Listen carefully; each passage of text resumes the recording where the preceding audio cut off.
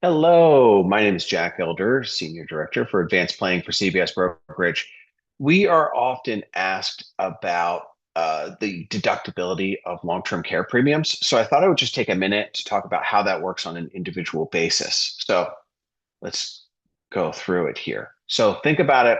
If your client has, if they itemize their expenses and their other medical expenses plus their long-term care premium, the portion of their premium attributable to long-term care is over 7.5% of their AGI, then they can deduct their premiums.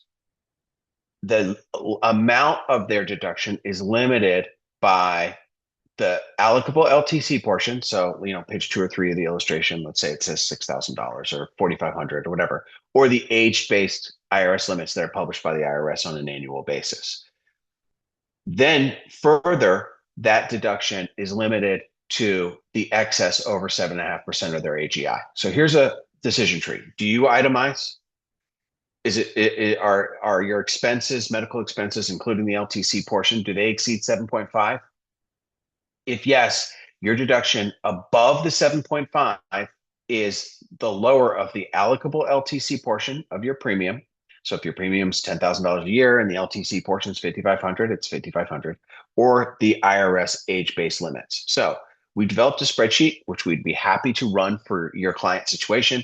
In this example, the client's worth $100,000. The threshold is 7.5%. So other medical is 5, LTC is 5,500. Together, they are north of the exemption of that 7.5.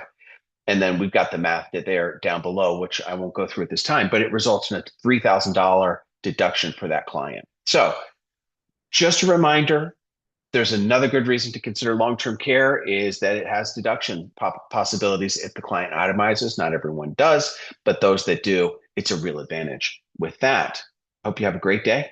Thank you so much.